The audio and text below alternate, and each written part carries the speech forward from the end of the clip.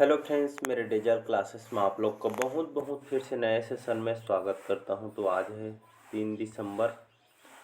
3 दिसंबर से जितने भी करंट अफेयर्स के क्वेश्चन बनेंगे यहाँ से हम कवर करेंगे। कोई भी एग्जाम के जैसे आप प्रिपरेशन कर रहे होंगे, एसएससी, रेलवे, यूपीएससी, कोई भी स्टेट के ये एग्ज़ाम हो, सेंट्रल गवर्नमेंट के एग्ज़ाम हो, सभी एग्ज़ाम के लिए जो है यहाँ पे इम्पोर्टेंट है। यहाँ से मिनिमम जो है 8 से 10 से 12 तक के क्वेश्चन यहाँ से पूछा जाता है। क्यों यहाँ से इतना क्वेश्चन पूछा जाता है कि यहाँ से जो है जीके जीएस के जो सेक्शन जो होता है, इसमें से जो करंट अफेयर्स को शामिल करके यहाँ से पूछा जाता है, इसलिए बहुत ज़्यादा क्वेश्चन यहाँ से पूछा जाता है। आपके जो सिलेबस में आप देखे होंगे, कोई भी एग्ज़ाम हो, चाहे पुलिस हो, चाहे पीएससी हो, चाहे यूपीएससी हो, तो मिनिमम जो है 8 से 10 तक के क्वेश्चन यहाँ से पूछा जाता है, जो हम नहीं ध्यान देते हैं। तो इसको बड़े ध्यान दीजिएगा। पूरे में से पूरे नंबर यहाँ पे ला सकते हैं। एक नंबर एग्जाम में बहुत मायने रखते हैं। लास्ट में आपसे यही पूछा जाता है आपका सिलेक्शन हुआ या नहीं। ये नहीं पूछा जाता कि आप कितने नंबर से चूक गए हैं। तो इसको पर ध्यान दीजिएगा। स्टार्ट करते हैं सेशन को। पहले बार आए तो चैनल को सब्सक्राइब करके रख लीजिएगा ताकि नोटिफिकेशन आप तक पहुँच पाए। बहुत ही इंटरेस्टिंग सब्जेक्ट होता है करंट अफेयर्स। आप हाल ही में रासायनिक युद्ध के सभी पीड़ितों के लिए स्मरण दिवस कब मनाया गया है? तो याद रखिए, हर साल इसको हम 30 नवंबर को मनाते हैं। सबसे पहले 2005 को इसको मनाया गया था। क्यों मनाया जाता है रासायनिक युद्ध के पीड़ितों के लिए स्मरण दिवस? जितने भी देखिए, बहुत सारे जो देश है, रसायन मतलब जब युद्ध हुआ था तो उसमें बहुत सारे रासायनिक जो केमिकल का उपयोग किया गया था। तो इसमें जो लाखों कई लाख जो है, जिसमें जो है लोग इसमें मारे गए थे। तब से जो दिवस है 30 नवंबर को, ये जो है उनकी याद में जो 2005 में इसको यूनाइटेड नेशन जो संयुक्त राष्ट्र महासभा के द्वारा इसको घोषणा किया गया था। तब से हम 30 नवंबर को रासायनिक युद्ध के जितने भी जो कई लाख जो ख़त्म हुए हैं जो लोग हैं, तो इनको पीड़ितों के लिए उनके याद में स्मरण दिवस के रूप में इसको मनाते हैं। तो इसको याद रखिएगा। अगला क्वेश्चन देखते हैं। हाल ही में किसने विस्थापित बच्चों को शिक्षित करने के लिए यूएन नॉनसेन पुरस्कार जीता है? मनोज जैन, आलोक शर्मा, अब्दुल्लाही मीरे या इनमें से कोई नहीं? तो इसका जो करेक्ट आंसर हो जाएगा, नाम को याद रखिए। एग्जाम में बहुत इंपॉर्टेंट क्वेश्चन, मैं बोलता हूँ कि मतलब इंपॉर्टेंट क्वेश्चन है, इसको बढ़िया एक बार रिवाइज करके देखिएगा। मैं पीडीएफ टेलीग्राम में शेयर कर दूंगा। टेलीग्राम का जो डिस्क्रिप्शन में मैं लिंक दे दूंगा, तो वहाँ से बढ़िया एक बार रिवाइज। कोई भी बुक वगैरह पढ़ते हैं तो रिवाइज बहुत इंपॉर्टेंट रोल निभाता है। एग्जाम में हम बैठे रहते हैं लेकिन हम रिवाइज करके नहीं जाते हैं, इसलिए थोड़ा थोड़ा हल्का हल्का याद रखते हैं, लेकिन जो आंसर हम सही करते रहते हैं वो हमारा गलत हो जाता है। सब इसी के चलते हैं, याद रखिए। तो किसने विस्थापित बच्चों को शिक्षित करने के लिए यूएन जो नानसेन पुरस्कार जीता है? तो आपके अब्दुल्लाही जो मीरे हैं, कहाँ के रहने वाले हैं? केनिया के रहने वाले हैं। याद रख, केनिया के रहने वाले हैं। और जो इन्होंने यूनाइटेड नेशन जो नानसेन पुरस्कार इन्होंने जीता है, ये आपका क्यों जीता है? मतलब खास करके जो उन बच्चों के लिए हेल्प की उन्होंने, यहाँ पे अलग अलग देश में जा जाकर उन बच्चों के लिए हेल्प किया जो पढ़ाई लिखाई में, मतलब ये आपका अपने जो आर्थिक जो गरीबी के कारण पढ़ नहीं पाए, मतलब बुक लेने, तो ये एक तरह की इन्होंने यहाँ पे वहाँ पे जा के यहाँ पे बच्चों को बुक बुक पर जो पढ़ाई के जो सामान होते हैं, प्रोडक्ट, आजकल पढ़ाई में भी बहुत सारे खर्चे होते हैं, उनको एक तरफ अपने तरफ से उन्होंने हेल्प किया है। तो ये आपका जो बच्चों के लिए जो शिक्षित करने के लिए यहाँ बहुत सारे बुक अलग अलग देश में जाके उन्होंने यहाँ पे बुक वगैरह प्रोवाइड किए। पढ़ाई के जो भी सामान है उनके द्वारा दिए गए थे। इन्हीं के लिए शिक्षा के क्षेत्र में काम और उनके योगदान के लिए इनको यूएन नानसेन पुरस्कार जीता है। कहाँ के रहने वाले हैं? अब्दुल्लाही मीरे, तो केनिया के रहने वाले हैं। तो इसको याद है, नाम को तो बस आपको याद रखने, नाम बस याद रखेंगे तो काम आपका हो जाएगा। सी ऑप्शन करेक्ट आंसर हो जाएगा। बहुत इंपॉर्टेंट क्वेश्चन। अगला क्वेश्चन देखते हैं। हाल ही में किस देश के जो नवनिर्वाचित जो सरकार ने धूम्रपान प्रतिबंध के फैसले को रद्द कर दिया है? मलेशिया, न्यूजीलैंड, इथोपिया या इनमें से कोई नहीं? इसका जो करेक्ट आंसर हो जाएगा न्यूजीलैंड। न्यूजीलैंड में हाल में जो धूम्रपान, जो आपको सिगरेट स्मोकिंग वगैरह होता है, इसको पहले जो है यहाँ के जो पहले प्रधानमंत्री थे, तो यहाँ के जो पूर्व प्रधानमंत्री थे जी, इनका नाम है जेसिका आर्डन। नाम सुने होंगे। जेसिका जो आर्डन थे, यहाँ के पूर्व प्रधानमंत्री थे। तो इन्होंने यहाँ पे हमारे जो युवा पीढ़ी के जो है बच्चों को, उनको ध्यान में रखते हुए यहाँ पे पूर्ण रूप से जो है धूम्रपान पे प्रतिबंधित यहाँ पे कर दिया गया। लेकिन अभी नई यहाँ पे सरकार आ चुकी है, जो नवनिर्वाचित सरकार ने, यहाँ पे देख सकते हैं नवनिर्वाचित जो सरकार ने धूम्रपान प्रतिबंध के फैसलों को यहाँ पे रद्द कर दिया गया है। यहाँ पे सब समझ सकते हैं। यहाँ के जो नए प्रधानमंत्री हैं क्रिस्टोफर लक्सन, याद रखिए यहाँ के नए निर्वाचित जो न्यूजीलैंड की क्रिस्टोफर लक्सन यहाँ के प्रधानमंत्री, इन्होंने यहाँ पे धूम्रपान जो प्रतिबंध जो पहले था इसको फिर से रद्द कर दिया, मतलब फिर से जो धूम्रपान को यहाँ पे चालू कर दिया गया है। तो एक तरह से लोगों का जो कहना यहाँ पे बोला जा रहा है कि ये गलत है। यहाँ पे जो व्यापारी लोगों को एक तरह का प्रॉफिट होगा, लेकिन जो इससे बहुत सारे नुकसान भी हैं। तो ऐसा करके यहाँ पे जो है इस फैसले को रद्द कर दिया गया है। तो ये आपका कहाँ की कहानी है, न्यूजीलैंड में ऐसा हो रहा है। तो यहाँ के जो नए प्रधानमंत्री क्रिस्टोफर लक्सन, इसको नाम को याद रखना है आपको। अगला क्वेश्चन देखते हैं। अगला क्वेश्चन, हाल ही में जो केंद्रीय मंत्री हैं नितिन गडकरी ने कहा लग्जरी जहाज जिसका नाम है क्लासिक इंपीरियल का शुभारंभ किया है गुजरात, महाराष्ट्र, केरल या इनमें से कोई नहीं। इसका जो करेक्ट आंसर केरल हो जाएगा। केरल की बात करते हैं, फिर हम क्वेश्चन में आते हैं। केरल की राजधानी है तिरुवनंतपुरम। पिनराई विजयन यहाँ के मुख्यमंत्री हैं। आरिफ मोहम्मद खान जो है यहाँ के कौन है, गवर्नर है, राज्यपाल है। आप आते हैं क्वेश्चन में। तो हमारे जो केंद्रीय मंत्री है सभी जानते हैं नितिन गडकरी जी केंद्रीय मंत्री, हमारे परिवहन मंत्री हैं। तो इन्होंने जो लग्जरी जहाज जिसका नाम है क्लासिक इंपीरियल, इसका जो शुभारंभ यहाँ पे केरल में किया गया है। मतलब ये जो जहाज है लग्जरी जहाज है, इसमें 150 लोग इसमें बैठ सकते हैं। ये जो है यहाँ पे जो पर्यटन को बढ़ावा देने के लिए यहाँ पे इसका शुभारंभ किया गया है। और केरल सभी जानते हो ये आपका एक पूरा जो है केरल आपका पर्यटन के लिए इसको जाना जाता है, बहुत ही अच्छी जगह माना जाता है। तो यहाँ पे जो है केरल में जो है इसको और अच्छे से जो है पर्यटन विभाग को डेवलप किया जा रहा है। पर्यटन नए नए क्षेत्र यहाँ पे विकसित किया जा रहा है ताकि देश विदेश जो भारत के लोग यहाँ पे पहुँच पाए, जो हमारे इकोनॉमी भारतीय अर्थव्यवस्था में अच्छा उछाल आए। इसी माध्यम से यहाँ पे केरल में इसका शुभारंभ किया गया है। अगला क्वेश्चन देखते हैं। हाल ही में किस देश के जो नोबेल शांति जो पुरस्कार विजेता हेनरी किसिंजर का निधन हुआ है? तो आपके अमेरिका के एक राजनीतिज्ञ हैं, याद रखिएगा, राजनीतिज्ञ हैं जिनका हाल में ओल्ड एजेड की वजह से इसका निधन हो गया है। इनको नोबेल शांति भी पुरस्कार से इनको नवाजा भी किया गया है। तो इसको याद रखिएगा। हेनरी किसिंजर एक राजनीतिज्ञ है, राजनेता हैं। इनका हाल ही में डेथ हो गई। कहाँ के रहने वाले हैं? अमेरिका की बात कर, यहाँ की राजधानी है वाशिंगटन डीसी। शॉर्टकट में लिखता हूँ, ज़्यादा लिखते हैं यहाँ पे नहीं बनता, इसलिए मैं शॉर्टकट में लिखता हूँ। तो वाशिंगटन डीसी यहाँ की राजधानी है। यहाँ की जॉ बिडेन यहाँ के राष्ट्रपति हैं। और हमारे भारतीय मूल की कमला हैरिस यहाँ के हमारे भारतीय मुल्क के अभी वर्तमान में उपराष्ट्रपति हैं। इसको याद रखिए।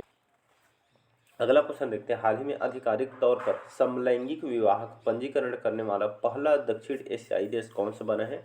नेपाल, श्रीलंका, बांग्लादेश, इनमें से कोई नहीं। तो इसका जो करेक्ट आंसर हो जाएगा नेपाल।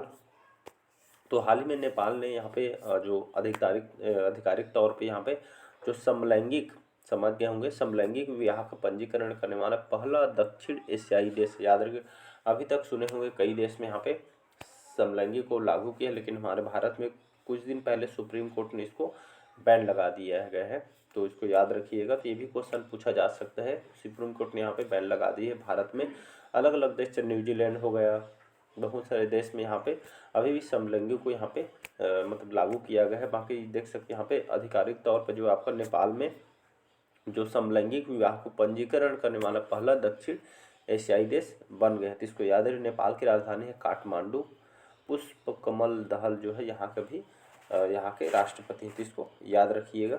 अगला क्वेश्चन देखते हैं यहाँ पे। हाल ही में किसने 13वीं senior men's national hockey championship जीती है? उड़ीसा, हरियाणा, पंजाब या इनमें से कोई नहीं। तो इसका जो करेक्ट आंसर हो जाएगा पंजाब। पंजाब की राजधानी है चंडीगढ़, यहाँ की राजधानी है।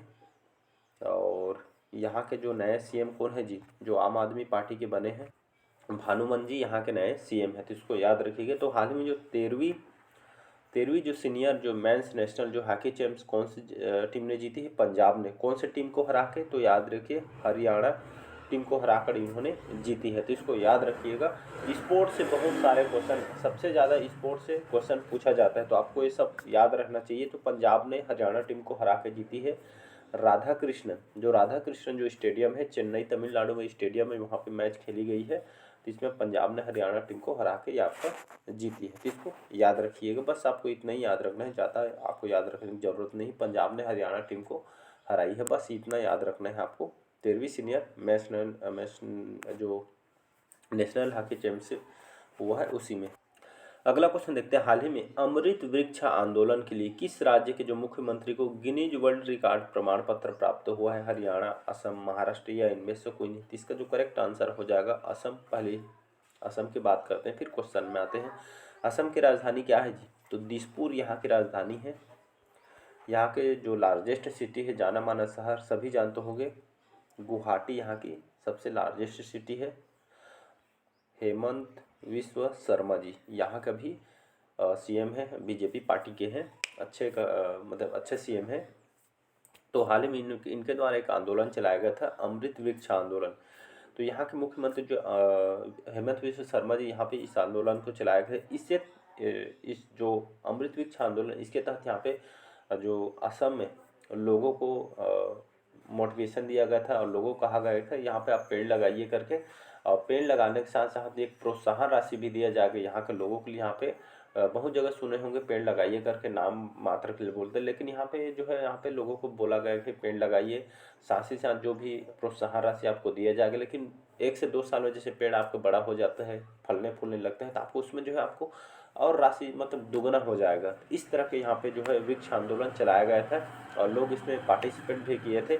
इसी काम के वजह से जो असम के जो मुख्यमंत्री, इनको गिनीज वर्ल्ड रिकॉर्ड प्रमाण पत्र यहाँ पे असम सरकार को प्राप्त हुआ है, इसी पेड़ लगाने के लिए, ताकि हमारा जो इन्वायरमेंट, जो पर्यावरण, इससे फायदा रहे और इससे हम हरा भरा रहे इन्वायरमेंट और हम स्वस्थ रहें। इसी माध्यम से इस प्रमाण पत्र को दिया गया है। इसको याद रखिए, ये भी इंपॉर्टेंट क्वेश्चन है। अगला क्वेश्चन है 9th क्वेश्चन है, हाल ही में एक्सपो 2030 वर्ल्ड फेयर का आयोजन कौन से शहर में किया जाएगा? तो आपको एक्सपो 2030 में बोल रहा है, तो एक्सपो 2030 वर्ल्ड फेयर का आयोजन रियाद, सऊदी अरब की जो राजधानी है रियाद, सऊदी अरब की राजधानी है रियाद, इसको याद रखिएगा। तो यहाँ पे इस शहर में इसका आयोजन किया जाएगा। अब क्वेश्चन में आते हैं, एक्सपो 2030 क्या है? तो आप सभी देखते हैं अलग अलग शहर में, जैसे आपका एयरक्राफ्ट का मेला लगता है, हमारे जो लोकल जो प्रोडक्ट होते हैं, हाथ से बनाए हुए जो सामान, अलग अलग जो यहाँ पे मेला में जाएंगे तो आपको एक तरह का प्रोडक्ट को बढ़ावा दिया मिलता है। इसी तरह भारत अलग अलग, जैसे अलग अलग कंट्री, भारत हो गया, न्यूजीलैंड, अमेरिका, फ्रांस, इन बड़े बड़े जो सिटी है, छोटे छोटे देश हैं, इस एक्सपो 2030 के माध्यम से वहाँ पे उन प्रोडक्टों को, जैसे भारत का प्रोडक्ट वहाँ पे जाएगा, सऊदी अरब की राजधानी रियाद में इस बार होगा आयोजन। यहाँ पे जो एक तरह का हमारे बिजनेस को बढ़ावा मिलता है, हमारे प्रोडक्ट को बढ़ावा दिया मिलता है। इस तरह का जो हमारे अर्थव्यवस्था में एक उछाल मिलती है, मतलब बढ़ावा मिलता है। इसी तरह का यहाँ पे एक्सपो हर साल अलग अलग सिटी में यहाँ पे आयोजन होता है। तो इस साल जो सऊदी अरब की जो राजधानी, यहाँ पे इसका आयोजन किया जाएगा, तो इसको याद रखिएगा। अगला क्वेश्चन है 10वां, हाल ही में भारत सरकार और किस राज्य सरकार ने UNLF यूनाइटेड नेशन, इसका फुल फॉर्म होता है यहाँ पे यूनाइटेड नेशन लिबर्टी फेडरेशन, इसका फुल फॉर्म होता है। ये आपके एक तरह का जो मणिपुर में एक संगठन है, फोर्स वाला संगठन, सबसे पुराना, ये माओवादी संगठन है, जैसे हम आतंकवादी बोलते हैं उसी टाइप के एक संगठन है, लोगों को भड़काया जाता है। तो हाल ही में जो भारत सरकार, किस राज्य सरकार ने UNLF के साथ शांति पर समझौता किया है? तो मणिपुर ने इसमें समझौता किया है। ये जो संगठन, इसके बीच जो है आपका समझौता, कि हमारे अमित शाह यहाँ पे गए थे, मणिपुर में जोरों से सरकार इस पे कुछ दिन पहले यहाँ पे मामला हुआ था, इसी को सुलटाने के लिए यहाँ पे समझौता किया गया कि यहाँ पे आप जो है इस भारत सरकार के साथ मिलिए और यहाँ पे एक शांति का समझौता, जो भी आपका जो संगठन में पहले होता था, जो उग्रवादी जो संगठन है, आतंकवादी टाइप का, ये से यहाँ पे लोगों को मतलब ये आपका परेशान कर देते मणिपुर में। तो इसको तरह ये समझौता यहाँ पे शांत माहौल करने के लिए समझौता किया गया है। मणिपुर का मामला है, तो इसको याद रखिएगा।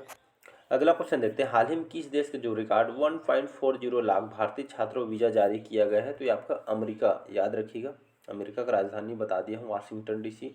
जो बाइडेन यहाँ के राष्ट्रपति है, कमला हैरिस यहाँ के उपराष्ट्रपति हैं। तो यहाँ पे देख सकते हैं किस देश ने, अमेरिका देश ने डाटा जारी की है। 1.4 लाख भारतीय छात्रों ने यहाँ पे भारतीय छात्रों के लिए वीज़ा जारी किया है अमेरिका ने। यहाँ पे सभी जानते होंगे अमेरिका, यहाँ पे जो आपका रूस, यहाँ पे MBBS के लिए जाते हैं, यहाँ पे बहुत ही सस्ता पड़ता है। यहाँ पे रूस में अगर जाएंगे तो वहाँ पे एक जगह है, भूल रहा हूँ मैं वो जगह,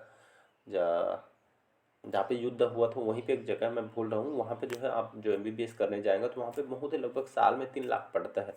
तो वहाँ बहुत सारे लोग वहाँ पे पढ़ने के लिए जाते हैं अमेरिका में। तो खास करके MBBS, बहुत सारे बिजनेस वगैरह MBA जो छात्र यहाँ पे पढ़ाई के लिए जाते हैं। लेकिन यहाँ पे जो रिकॉर्ड है वो 1.4 लाख जो भारतीय छात्रों को लिए यहाँ पे वीज़ा जारी किया है अमेरिका ने। तो ये एजुकेशन के लिए वीज़ा इनको दिया गया। सबसे ज़्यादा रिकॉर्ड तो 1.4 लाख भारतीय छात्रों के लिए वीज़ा जारी किया है अमेरिका ने, एजुकेशन के लिए इसको जारी किया। तो एग्जाम में क्वेश्चन आ सकता है, तो इसको याद रखिएगा। अगला क्वेश्चन, हाल ही में किसे फिर से ओपन एआई के CEO के रूप में नियुक्त किया गया है? तो फिर से इनको जो सैम अल्टमैन है इनको जो है निकाल दिया गया था, लेकिन फिर से इनको जो है सैम अल्टमैन को जो है यहाँ के जो ओपन एआई क्या होता है? तो अमेरिका की आर्टिफिशियल एजेंसी है जो कि नए नए टेक्नोलॉजी पे आपका जो है रिसर्च करती है। नए नए जो आर्टिफिशियल जो नए नए नए विकास यहाँ पे साइंस के क्षेत्र में, विज्ञान के क्षेत्र में नए नए टेक्नोलॉजी पे रिसर्च करती है। तो आप देख सकते हैं एआई जो नया अभी आया है उसके बारे में सभी जानते हैं। तो नए क्षेत्र पे आपका काम करती है साइंस के क्षेत्र में। तो अमेरिकी कंपनी है जो सैम अल्टमैन को हाल ही में इसके CEO के रूप में फिर से इनको नियुक्त किया गया है। तो इसको याद रखिए। अगला क्वेश्चन देखते हैं, हाल ही में किस राज्य में संस्कृति उत्सव 2023 के आयोजन की तैयारी की जा रही है? तो इसकी जो तैयारी है उत्तर प्रदेश में की जा रही है। ये आपका आर्ट एंड कल्चर से संबंधित संस्कृति हमारे यहाँ पे अलग अलग राज्य केंद्र शासित जो प्रदेश यहाँ के जो जो यहाँ पे जो जो कलाकार है इसमें हिस्सा लेंगे। हमारी भारतीय संस्कृति के बारे में एक तरह की आपका आर्ट एंड कल्चर का फेस्टिवल है जो है आपका दिसंबर से लेकर 27 दिसंबर से आपका जनवरी तक ये आपके चलने वाली है। कहाँ पे? उत्तर प्रदेश में। तो इसको याद है, उत्तर प्रदेश की राजधानी है लखनऊ। योगी आदित्यनाथ यहाँ के CM हैं और आनंदीबेन पटेल यहाँ के गवर्नर हैं। तो हमारे संस्कृति उत्सव हमारे भारत की संस्कृति को एक बढ़ावा मिलता है। देश विदेश से यहाँ पे लोग आते हैं देखने के लिए। इसी का आयोजन जोरों से चल रही है उत्तर प्रदेश में, तो इसको याद रखिएगा। अगला क्वेश्चन देखते हैं, हाल ही में rural marketing association of India ने किसे अध्यक्ष नियुक्त किया गया है? तो जो पुनीत विद्यार्थी हैं, हाल ही में इनको जो है rural marketing association of India के अध्यक्ष इनको नियुक्त किया गया था। यहाँ पर rural marketing association of India ये आपका है क्या? इसकी जो स्थापना है 2005 में स्थापना किया गया था। ये आपके ग्रामीण क्षेत्रों में यहाँ पे जो विपणन विभाग जो समिति है यहाँ पे उनको जो प्रोडक्ट हो यहाँ पे जो है इस पे खरीदारी के काम करती है, ताकि जो ग्रामीण क्षेत्र में यहाँ पे जो व्यवसाय है जो समिति वगैरह है उसके तरह के डेवलप मिलती है और जो यहाँ पे व्यवसाय में उनको आगे बढ़ाने का काम करती है। तो इसको याद रखिएगा। अगला और लास्ट क्वेश्चन देखते हैं, हाल ही में किसने 40वें तट रक्षक कमांडरों के सम्मेलन को उद्घाटन किया गया है? नरेंद्र मोदी, अमित शाह, राजनाथ सिंह या इनमें से कोई नहीं? इसका जो करेक्ट आंसर हो जाएगा राजनाथ सिंह, हमारे भारत के रक्षा मंत्री। इसको याद रखें। इन्होंने हाल ही में 40वें तट रक्षक कमांडरों को सम्मेलन का उद्घाटन इन्होंने किया है। तो ये तट रक्षक जो हमारे इंडियन कोस्ट जो गार्ड जो कमांडर हैं जो अधिकारी हैं इस सम्मेलन को उद्घाटन किया गया। इसमें खास करके जो यहाँ पे जो हर में तट में जो कमांडर जो सम्मेलन है ये आपके उनकी सुरक्षा के उन मुद्दे पे बात करने के लिए इसका सम्मेलन किया गया। इसमें नए नए यहाँ पे जो है जो हमारे जो फोर्सेस हैं इसको कैसे मजबूत करना है, एक तरह का पर सुरक्षा को बढ़ावा देने के लिए यहाँ पे इस सम्मेलन का उद्घाटन किया गया है। तो हर साल इस सम्मेलन किया जाता है। तो राजनाथ सिंह ने इसका उद्घाटन किया है। तो चलिए आज के सेशन कैसे लगा कमेंट करके ज़रूर बताइएगा। पहले बार आए तो चैनल को सब्सक्राइब करके रख लीजिएगा ताकि जो नोटिफिकेशन है आप तक पहुंच पाए। तो मिलते हैं इसी तरह करंट अफेयर्स में, आज के लिए इतना ही। Thank you. अच्छा लगे तो चैनल को लाइक शेयर सब्सक्राइब कीजिएगा। Thank you.